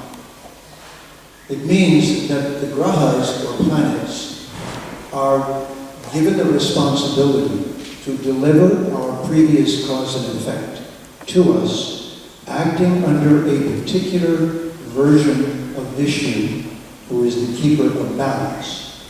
That version is Jana Ardhana. The word arduous in English comes from ardhana. Vishnu's job is to put us through arduous circumstances because under pressure we become our true self. So parents should remember to be their true self. So this is the answer also to what was called caste and also class.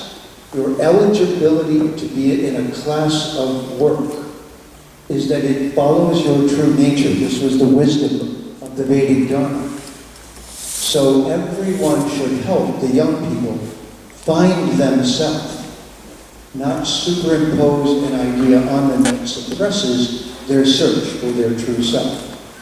For the rest of us, in dealing with our very difficult material circumstances of work and pressure, I have found that it is absolutely necessary to have a sadhana every morning that begins your day.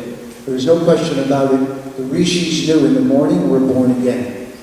And if you talk to yourselves in the morning and give them inspiration, think of the cells in your body as the citizens in the city of 9 gates, as described in yoga. And you are the mayor. Every morning you have to get on the microphone and say, "Oh, attention cells, this is the mayor. I'm now going to give you our instructions for the day. Repeat after me, Asatoma." The reason is, all your cells are dying and being reborn. If you don't teach them again each morning who they are, they won't know. They'll listen to Fox News. And that will be who's talking to you from your body. The cells will argue with you because you haven't united them. So this is the yogic secret. You must be reborn in the morning. You must restate your identity, reaffirm it, and make it clear to everyone in a strong voice so that when you speak during the day, you stay yourself under the pressures of the world. With that, I'll hand the microphone.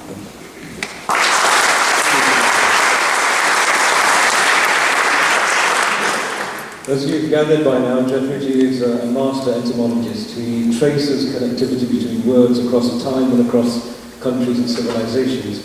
Just to add to that, the word educate comes from a Greek word which actually means to draw out. And each of us is on our own journey. We are Atma, infinite beings, to be born again and again. And so why not experiment yourself with who you are and try and fail. Try and fail again. And eventually you'll start to learn what it is that's within you that you have to draw out and bring out into the open. And that answer answers a number of the questions that were submitted. Dr. Swamy, the hallmark of a great leader is to make more leaders. You will eventually pass. Who will replace you? This is from Ravi Gandhi, who I've actually been engaging with for quite some time. It's an absolute pleasure to connect with you there. Ravi, shout out to you, as they say, in your generation. And so that question has been put to you. Who will eventually pass? You will eventually pass, and who will replace you? And I just introduce it by saying, remember, we're going to be back. Again and again and again. And I'm sure that Dr. Swamy is going to repeatedly come back until he is sorted. And he's in the process of making the next generation of great leaders. Why do you think we're here to entertain you? But I'll pass it over to Dr. Swamy to answer. I don't think it's correct to say that anyone can make a leader. The maximum you can do is to give them the qualities that a leader must have to be a great leader. I mean, you can always be a leader. Many of the thugs in our society have become leaders in various parts of the country. And that quality that you should have is there encapsulated in the Bhagavad Gita. The first and foremost message that Lord Krishna gives is that you have in life only freedom of action, and the fruits of that action I will decide. You have no right to decide that. So therefore you will find in life sometimes you work very hard and get nothing, and sometimes without doing anything you get something. And that is because Lord Krishna's account books are being worked out, where he is adding all your bad karmas and your good karmas and deciding on that basis. So please develop a psychology. Then I'm going to do this, I'm going to do my best, but I have no control on the outcome of this. I'm trying for this outcome, this is my goal, but whether I get it or not, Lord Krishna is going to decide, but I'm going to do my best. If you develop that attitude, that one thing can transform you into a leader in society. 99.999% of people who do not become leaders is because they take action thinking they will get this, and then when they don't get it, they collapse, they break down. And that being there, after that, you have to develop what the rishis had developed long years ago, and now the Americans have fashioned it in modern language. You must know your cognitive intelligence, your emotional intelligence. Emotional intelligence means how to speak in a manner that the other side is ready to receive your message instead of being revolted or rebelled by it. Then social intelligence, do an action which doesn't harm society but achieves your objective. Emotional and then moral intelligence, that do not try to achieve a goal by depriving somebody else by unethical means to be in the race with you. So, and finally the spiritual intelligence, which is what our Acharya here, Jeffrey Armstrong pointed out very correctly, that according to our Hindu philosophy, all knowledge, past, present, future, is in form of, is in the cosmos surrounding the earth, which we call as Brahmand. And if you do meditation, and for which you get a good guru who tells you how to do it, and that meditation at 4 a.m. in the morning, with clean habits, which means you give up alcohol, going to nightclubs, going to sleep late, all these things, and giving up tamas food. There are a number of disciplinary things that are prescribed. You follow that, then your brain develops a Wi-Fi which connects to the Brahman and draws in all the information that you know what the solution of the problem you have. I have tried it, it has worked, and that is why, despite my taking on all kinds of powerful enemies, in the end I have won and sent them to jail. And this is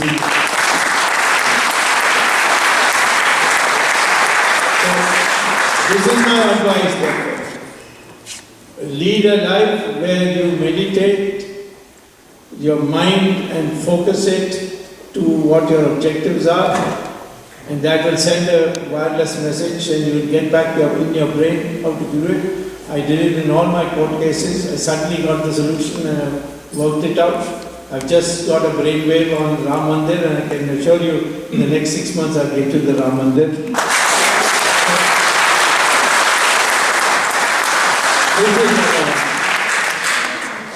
One last question, then I'll wrap up and hand back to you. Thank you. Jeffrey?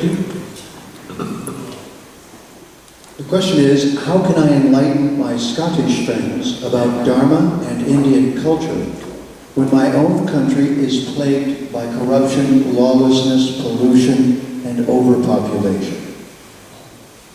Well, I would suggest you begin by saying, hey, brother, haven't you been oppressed also? So I'm not responsible, and neither is the truth responsible for the abuses of corrupt power. But the truth is something we can all share. So the question is, if you throw a diamond in the mud, is it no longer a diamond? So it is focusing upon the Dharma that you should gradually bring across to your Scottish friends. You do that by reading the Bhagavad Gita. I can't emphasize this enough. The 700 verses of the Bhagavad Gita were given at the beginning of Kali Yuga as the essence of the conflict of the world. So if you're conflicted and you want gems of truth to share with your Scottish friends, you study the Bhagavad Gita and share the immortal messages that are in its verses, because those are true forever. That's Sanatana Dharma.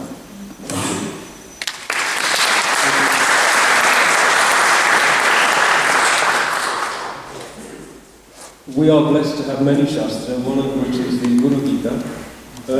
In the Guru Gita, it's identified for us that the attributes of those who can genuinely dispel darkness are, the first and primary one is integrity. The way they think, the way they speak, and their actions are all completely integrated. And you have been in the presence of two such people whose lives demonstrate that principle in action. So before I hand that, can I just invoke a mantra that we all should be familiar with, and if you would like to join me in it, it's only a short mantra, so it won't take too much time. But we have been in the company of people who have genuinely acted to dispel some of our doubts and to introduce by their example a bit of radiance in our own thinking, and that is the actor that we. So you join me. Om Gurur Brahma, Gurur Vishnu, Gurur Devo Maheshwara, Guru Sakshat Param Brahma, Tasmai Shri Gurave Namah. Om Guru Bhyo Namah. Om Guru Bhyo Namah. Om Guru Bhyo Namah. Om. Thank you. Before we conclude, I just wanted the VHS, the women volunteers, to come, and can I request Mrs. Roxana Swamiji to come. This was supposed to be given to yesterday in House of Commons from Hindu Forum Britain, but you know, in House of Commons, if you said 8 o'clock, you could finish at 7:59. You cannot. Here we have a leverage that we have extended half an hour more than what was scheduled. So, Roxana, can you just please come? And Diti, Smita, and anyone else? So, this is for your supporting Dr. Swamy for ups and downs.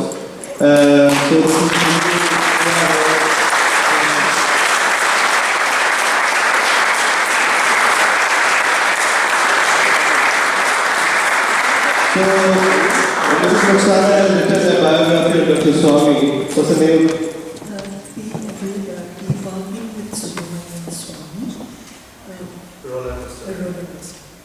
So, if you want to know more about inner details, go and order your books at Amazon. It's available. Yeah. And can I quickly request all the VHS volunteers to swam up here quickly? And Abhay, can you just come? Kunal, Prithvi, Alo, Deepak, Srini.